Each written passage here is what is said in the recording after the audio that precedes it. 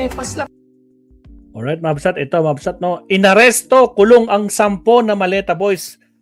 Galit si Boying Rimulya sa pag-recant ng 4. Siyempre, mabsat. Paano? Pinanindigan nila na, kunyan na malakas ang ebidensya. Kaso nga lang, biglang nakalahati yung 4. Diyos ko po. Sige, pasok. Masyadong mahaba to. Mukhang 2 topic. Yung first topic lang ang kukunin natin dito. Sige, attorney, pasok.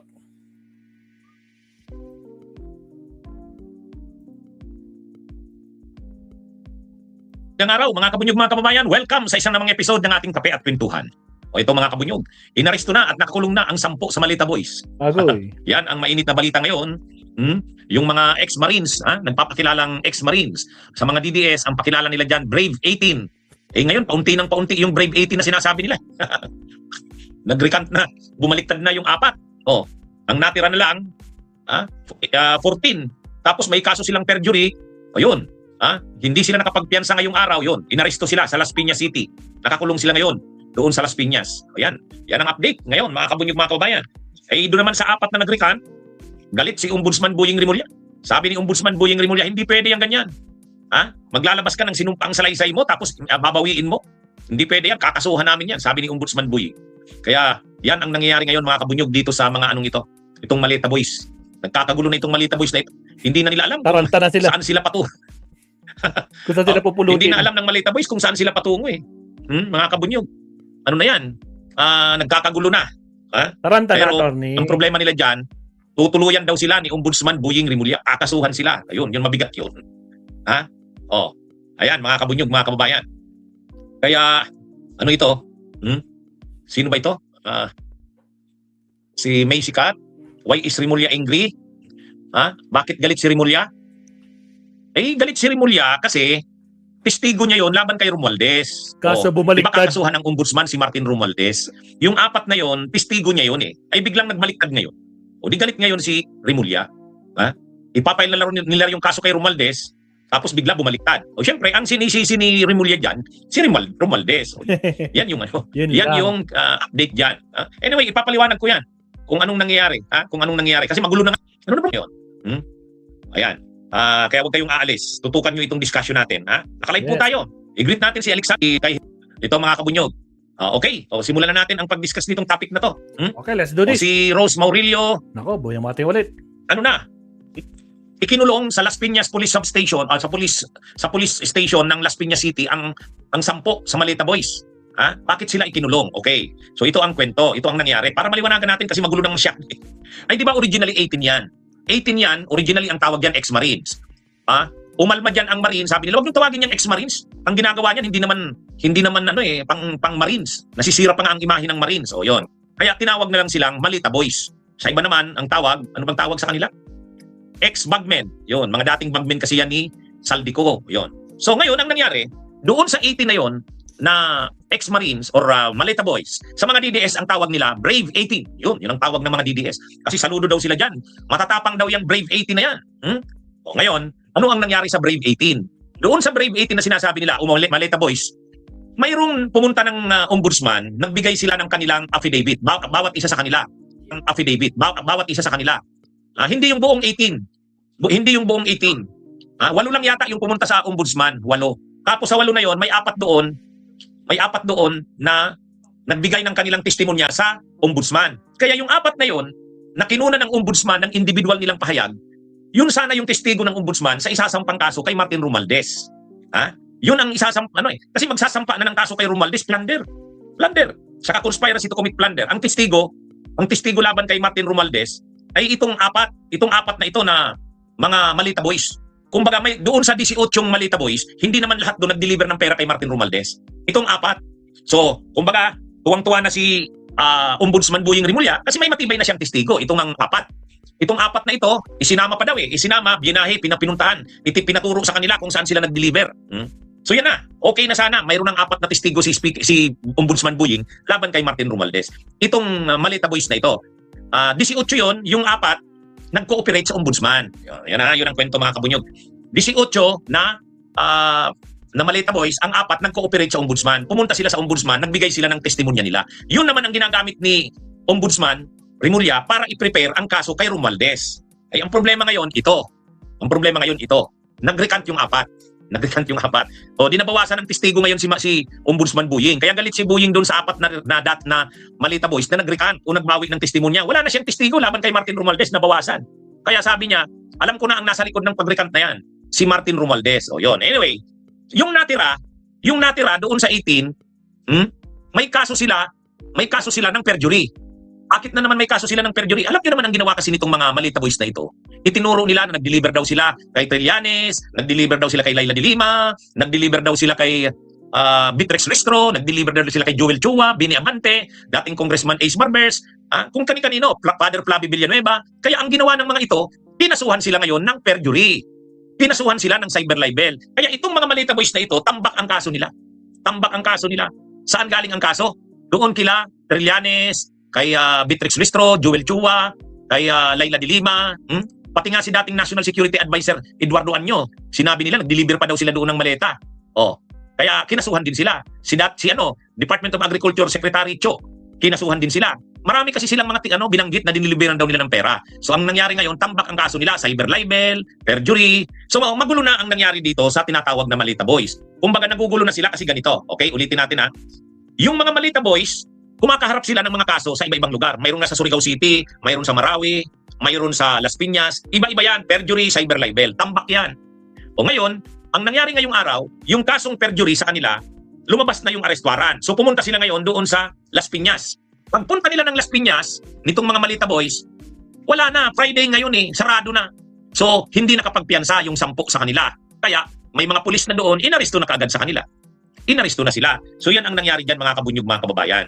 Kaya yung mga may kaso ng perjury doon sa Las Piñas, tapos may warrant of arrest na, nang pumunta sila doon para mag-file ng piyansa, mag-post ng bail, hindi sila nakapagpiyansa. Sarado na Friday ngayon. Ito, inaresto ang 10 sa Malita Boys matapos mabigong makapagpiyansa sa kasong perjury. Dinala sila sa isang police station sa Las Piñas.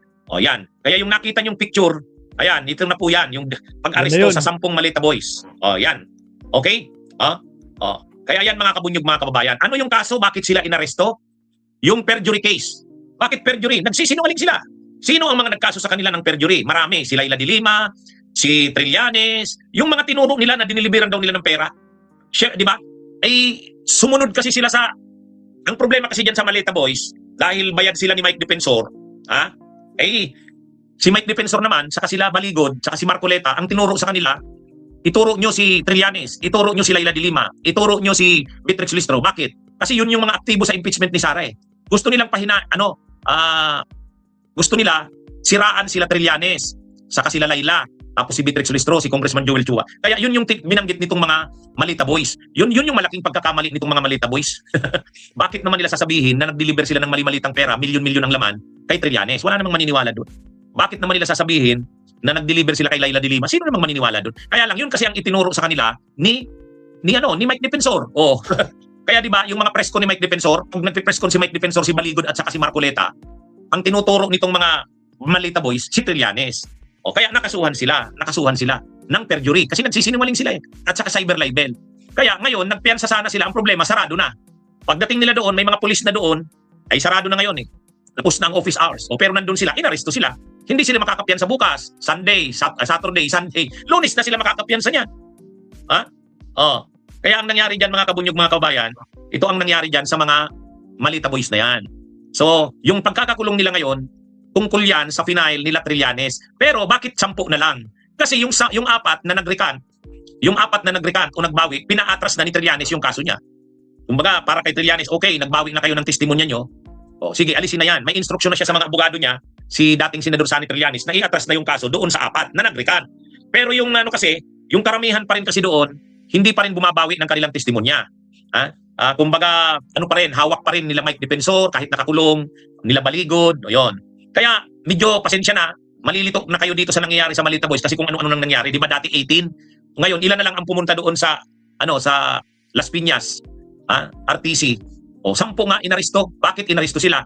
Kasi hindi sila nakapagpiyansa. Ay may warrant of arrest na. Yan mga kabunyog, mga kababayan. Kaya yan ang nangyari. So, makukulong sila ng weekends na to. Makukulong sila. Lunes na sila niyan makakapagpiyansa. Lunes na. Kaya itong mga Malita Boys na ito, nagkagulo-gulo na ang buhay nila. Nagkagulo-gulo na. Bakit sila dyan nakasuhan ng perjury? Bakit sila nakasuhan ng cyber libel? Ay, kinasuhan sila nila Trillanes, nila Laila de Lima ng cyber libel sa perjury kasi bakit naman nila sinasabi na nag-deliver sila ng pera? Maleta, maleta, milyon ang laman. O doon, nagsisinungaling kasi sila. Bakit naman kasi sinabi nila yon na sila nagdiniliberan nila ng milyon-milyong pera sa kasi Trillanes? Eh yun ang turo sa kanila ni Mike Defensor. O sa kanila Marcoleta, sa kanila Maligod. Yun ang nangyari dyan. Napasama kasi itong mga Malita boys kasi sinunod nila si Mike Defensor eh. Ha? Sinunod nila si Mike Defensor. Mayroon silang pampiyansa. Mayroon sila, siyempre, prinudyus yan ng mga Duterte. Yung mga tao ni Duterte, hindi sila kaya lang, hindi na silang kaabot ng pampiyansa kasi marami sila. Sarado na yung, hindi na na-process yung kanilang piyansa eh. Kaya, nandun na yung mga pulis, inaresto na sila. Yan mga kabunyog, mga kababayan. So ngayon, ano naman itong nangyari? Bakit galit si Ombudsman Buying? Galit si Ombudsman Buying doon sa nag-recant. Ito na yon, ito naman. Ito naman yon. Galit si Ombudsman Buying, kakasuhan niya daw eh. Bakit magagalit si Ombudsman Buying? Doon kasi sa 18 na Malita Boys, doon sa 18 na Malita Boys, mga kabunyog, mga kababayan, may apat doon na nag-cooperate sa ombudsman, pumunta sa opisina ni Ombudsman Buying. Yung apat, nagbigay sila ng sinumpaang salaysay nila. Sino ang tinuturo nila doon sa sinumpaang salaysay? Tinuturo nila si Martin Romualdez, nag-deliver sila dito ng pera. Yan yung nila. Kaya yung apat na yon, testigo sana yon ni Ombudsman Buying laban kay former Speaker Martin Romualdez. Kaya lang yung apat na yon nag-recant. Nag-recant yung apat.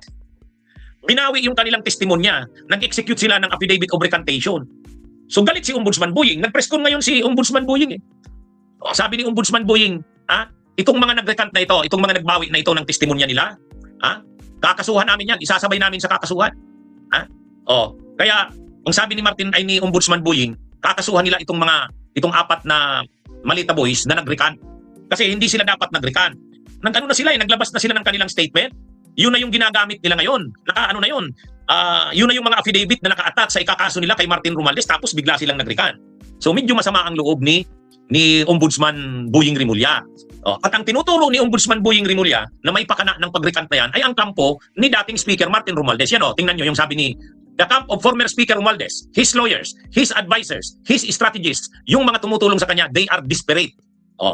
Nag-press con ngayong araw si Ombudsman Buying, ang sabi niya, ang may pakana daw ng pag-recant, yung pagbawi ng testimonya ng apat na Malita Boys, ay kampo ni Martin Romualdez. Kasi sabi ni Ombudsman Buying, desperado na ang kampo ni Romualdez. Kasi kakasuhan na daw nila eh. Sabi ni Ombudsman Buying, nakatakda na nilang kasuhan yan. Kaya lang, ang talagang mga ebidensya na naka-attach sa kaso kay Martin Romualdez at mga testigo, yung yung apat na Malita Boys. Kasi mayroon silang ginawang affidavit. Pumunta sila sa opisina ng ombudsman, nag-cooperate sila sa ombudsman eh. Tapos ngayon biglang bumawi. Biglang binawi ng Malita Boys. Kaya ang nangyari ngayon, mga kabunyog, mas galit si Ombudsman Buying. Sabi ni Ombudsman Buying, hindi namin hahayaan yan.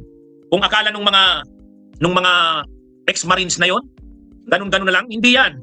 Sabi niya, pag nagsampa daw sila ng kaso kay Martin Romualdez, isasama nila yon. Kasi involved din daw sila sa kaso. Hindi sana sila isasama kasi sila yung nag-deliver ng pera, pero dahil nagko-cooperate na sila, hindi sila isasama. Pero ngayon na binawi na nila yung statement nila, ayaw na nilang maging testigo ng ombudsman, ay nakapaglabas na sila ng statement nila na nag-deliver sila ng pera kay Martin Romualdez. Kakasuhan na rin lang nila. Kaya mga kabunyog, mga kabayan, ito medyo matindi na ngayon ang nangyayari. Kanina nag-press con si Ombudsman Buying Rimulya, sabi niya, yung mga nag-recant na yan na mga ex-marines, kakasuhan namin yan. Sasabay namin. Pag nagkaso kami kay dating Speaker Martin Romualdez, isasama namin sila. Yan ang banta ngayon ni Ombudsman Buying Rimulya, mga kabunyog, mga kababayan. Kaya may mga nagtatanong sa akin, nalilito na raw. Marami nalilito na dito sa nangyayaring ito. Bakit may mga Malita Boys na ikinulong? Bakit naman may mga nag-recant? Parang ang daming grupo na itong Malita Boys na ito. Sa totoo lang, mga kabunyog, totoo yun. May mga lumalabas ngayon, itong mga nag-recant o nagbawi ng testimonya nila, testigo yan ni Ombudsman laban kay Martin Romualdez. Siyempre, dahil binawi na nila yung testimonya nila, yung affidavit nila, binawi na nila, medyo apektado talaga ang kaso ni Ombudsman Buying Rimulya laban kay Romualdez. O ngayon, yan yung isang grupo, yung apat na nag-recant. Pero yung 10, hindi yung nagbawi ng kanilang testimonya, hawak pa rin yun ng mga DDS. Yan yung nakakulong ngayon sa Las Piñas. Bakit sila nakakulong? ay yung kasong perjury, saka yung mga kinaso nila Trillanes yan, sa kanila Laila de Lima. Kaya ano na ito, nagkagulo-gulo na, nagkawindang-windang na itong mga Malita Boys na ito, ay kagagawan din nila. Kagagawan din nila, hindi mo na maintindihan ang paninindigan nila. Nawala ng mga kredibilidad eh. Sumunod kasi sila kay Mike Defensor, saka kay Marcoleta at Maligod eh. Kaya nagkawindang-windang. O ngayon, dito mga kabunyog, medyo mainit ngayon ang sagutan ni Martin Romualdez at saka ni Boying. Ombudsman Boying. Ang sabi ngayon ni Ombudsman Boying Rimulya ay ni dating Speaker Martin Romualdez, dahil nga sa sinabi ni Ombudsman Boying, sabi ni Romualdez ito, the Ombudsman's accusation that I am behind the recantations of the former Marines is absolutely not true. O yan ang sabi kasi ni Boying Rimulya, nung tinanong ng media ngayong araw, sino po ba sa tingin nyo ang nasa likod ng pagpabaliktad doon sa 4 na Malita Boys? Bakit po sila bumaliktad ng kanilang mga sinasabi? Sino po kaya ang nasa likod? Simple lang ang sagot ni Ombudsman Boying Rimulya. Ang sabi ni Ombudsman Boying Rimulya, sino ba ang manginginabang sa pag-recant na yan? Sino ba? Sabi niya, ang manginginabang dyan, si dating Speaker Martin Romualdez. Kasi yung mga testimonya ng mga yan, tinuturo nila na nag-deliver sila ng pera, mali-malitang pera, napakaraming beses sa mga bahay ni Martin Romualdez. Kaya, kung nagbaliktad na sila ngayon ng testimonya nila, ang napaboran yan si Martin Romualdez, sabi ni Ombudsman Boying. Kaya, naniniwala siya na ang nasa likod ng pagbaliktad na yan ay mga tao ni Martin Romualdez, yung kanya daw mga abogado, yung kanya mga strategist. Kaya sabi niya, desperado na si Martin Romualdez, kaya gumawa na siya ng kanyang hakbang. Malamang malaking pera ang involved dyan, binayaran niyang mga nagbaliktad na yan. Yan yung sinasabi ni Ombudsman Boying. Siyempre, nag-risk back si Martin Romualdez. Sabi ni Martin Romualdez, walang batayan yung mga akusasyon na yan ni Ombudsman Boying Rimulya. Saka bakit ako ang pinag-iinitan niya? Medyo na ito mga kabunyog medyo na ang away ni Martin at saka ni Ombudsman Rimulya. Kasi si Ombudsman Boying Rimulya, ang paniniwala ni Ombudsman Boying Rimulya, si Martin Romualdez ang mastermind. Si Martin Romualdez ang mastermind. At itong mga ex-Marines na ito, itong Malita Boys, lalo na yung 4 na nag-cooperate sa kanya, pumunta sa opisina ng Ombudsman, nagbigay ng salaysay, yun ang ginamit niyang ebidensya at testigo laban kay Martin. Kaya magpa-file na siya, ready na siya mag-file, susunod na mga araw eh. Ang problema ngayon, bumaliktad yung 4. So galit kanina si Martin, ay si Ombudsman Boying. Nag-press con kanina si Ombudsman Boying, yun na yung sinabi niya. Sabi ni Ombudsman Boying, alam ko na kung sinong nasa likod niyan. Ang nasa likod niyan, the camp of former Speaker Romualdez, his lawyers, his advisors, his strategists, yung mga tumutulong sa kanya dahil desperado na sila. Bakit yun ang nakikita niyang may kagagawa ng pagpabaliktad? Sabi kasi ni Ombudsman Boying, sino pa manginginabang sa pagbaliktad na yun? Di siyempre si Martin Romualdez kasi ang iisipin nila, wala na kaming ebidensya, testigo laban sa kanya, mahihirapan na yung kaso namin laban sa kanya. Pero sabi ni Ombudsman Boying, hindi. Kahit na daw bumaliktad pa yung mga testigo na yan, tuloy pa rin kasi may iba pa naman daw silang testigo. Ikakasuhan daw nila yung mga bumaliktad na yan ng mga Malita Boys. Anyway, mga kabunyog, ang nangyayari dito, medyo nagkakainitan si Ombudsman Boying Rimulya at saka si Martin Romualdez. Kasi si Martin Romualdez ay si Ombudsman Boying, talagang desisyonado siyang kasuhan si Romualdez. Maraming beses na yan na sinabi niya. At natuwa siya si Ombudsman Boying nung 4 na yon na Malita Boys ay nag-cooperate sa Ombudsman, pumunta sa opisina niya. Ginawa nila ng mga sinumpaang salaysay. Gagamitin na sana yan ngayon sa pagsasampa ng kaso kay Martin Romualdez. Ay biglang bumaliktad ngayon. So, ang tanong kanina kay Ombudsman Boying, ngayong bumaliktad na po yung 4 na testigo ninyo. Galing yan sa mga Malita Boys. Paano pa yan? Mayroon pa ba kayong matibay na ebidensya laban kay Martin Romualdez? Ang sabi ni Ombudsman Boying, tuloy pa rin daw. Bagamat nagagalit siya na bakit nag-atras ng testimonya yung mga yon. Pero sabi niya, hindi na daw siya nagtataka kung bakit umatras yun. Ginapang yun. Sinong gumapang? Kampo ni Martin Romualdez. Bakit kampo ni Martin Romualdez? Ang tanong ni Ombudsman Boying, bakit? Sino bang manginginabang sa pag-atras na yon? Sino ba ang itinuro ng mga Malita Boys na yun, yung 4? Ay di ba si Martin? Kung ngayon binawi nila, bakit nila binawi? Dinapaboran nun si Martin Romualdez. Pero hindi. Sabi niya, tuloy pa rin ang kaso, sabi ni Ombudsman Boying. Kaya lang, ito namang si Martin Romualdez, medyo naghihiranakit na kay Ombudsman Rimulya. Sabi ni Martin Romualdez, ang mga akusasyon daw sa kanya ni Ombudsman Boying ay walang basihan. Saka bakit daw lagi na lang siya ang tinuturo ni Ombudsman Boying? Kahit na daw diyan sa pagbaliktad na yan ng mga Malita Boys na yan, siya na naman ang tinuturo. Parang may prejudice na sa kanya si Ombudsman Boying Rimulya. Anyway, mga kabunyog, mga kababayan, abangan natin kung anong mangyayari diyan. Abangan natin. Pero yun na nga, ang nagkakainitan ngayon ay si Ombudsman Boying at saka si Martin Romualdez. Bakit sila nagkakainitan? Kasi ini-insist ni Ombudsman Boying ang nasa likod ng pagpabaliktad doon sa 4 na Malita Boys ay si Martin Romualdez, tampo ni Martin. Bakit? Kasi testigo yun laban kay Martin. Bumaliktad sila ngayon. So, sinong mapapaboran niya nun? Si Martin. Ang sabi naman ni Martin Romualdez, bakit ba siya na lang lagi ang inaatake ni Ombudsman Rimulya? Masyadong may prejudice na daw sa kanya si Rimulya. So yan mga kabunyog, mga kababayan, yan yung mga nangyayari. Kaya marami sa inyo nalilito na ano na bang nangyayari dyan. Seryoso ba si Ombudsman Rimulya sa pagkaso kay Romualdez. Ang sabi ng iba, seryoso yan. Kasi bakit naman, papayag ba naman si Martin Romualdez na kasuhan siya? Pero ang sabi naman ng iba, drama, tulad nito ni F1. It's just a drama, I guess. Kaya lang, kahit drama yan, hindi papayag si Martin Romualdez niya na masira ang pangalan niya, nakakasuhan siya. So doon naman makikita nyo, sabi naman ng iba, hindi drama yan, totoo yan. Hindi naman gagawin yan ni Ombudsman Rimulya nang walang go signal si PBBM. Ay si PBBM naman nagsabi na si Pangulong Marcos, ayaw niyang makialam dyan. Kung ano ang ebidensya, kung may ebidensya si Ombudsman Rimulya laban sa pinsan niya, gawin niya. Yan yung mga kabunyog mga kababayan. Yan ang nangyayari dyan ngayon. Yan ang nangyayari dyan ngayon. Kaya nga, sa totoo lang, kung itong mga DDS na to, itong mga DDS, gusto talaga nilang makulong si Martin Romualdez, suportahan nila si Ombudsman Boying Rimulya. Dapat yung ex-Marines na yun, ay yung Malita Boys na yun na 4 na bumaliktad, kinausap nila. Di ba? Anyway, mga kabunyog, medyo talaga mainit na ang sitwasyon ng politika natin. Sa part ni Pangulong Marcos, ang sinabi niya, tuloy ang mga kaso. Di ba sinabi niya yan sa zona niya? Sa susunod na mga araw, makakasuhan ang pinsan niya, sabi niya, si Martin Romualdez. Ngayon, sabi niya, malungkot man siya, masakit man sa loob niya yan dahil pinsan niya yan, pero wala siyang magagawa. Sinabi niya na yan. Kaya lang, ang problema ngayon, yung testigo laban kay Romualdez, bumaliktad, yung 4. Kaya mainit ang dugo ngayon, ang ulo ngayon ni Ombudsman Boying Rimulya. Sabi ni Ombudsman Boying Rimulya, kampo ni Martin Romualdez ang gumalaw. Pinabaliktad yung mga yan. Sabi naman ni Martin Romualdez, bakit ako ang tinuturo mo? Bias ka na sa akin eh. Masyado ka nang mainit sa akin. Yan mga kabunyog ang nangyayari. Mainit. Yung pagkakakulong noong 10 Malita Boys sa Las Piñas, ibang kaso yun, perjury yun. Okay. Okay mga kabunyog mga kabayan. Sana naunawaan ninyo ang aking mga paliwanag kasi nga medyo magulo na itong nangyari ito. Magulo na itong nangyari ito. Salamat sa pagpapaliwanag, Attorney Enzo Recto Mabsat. Okay, last topic tayo, Mabsat, bago tayo mag-dinner. So, yung dinner natin ready na. So, countdown tayo sa last topic natin. Here we go.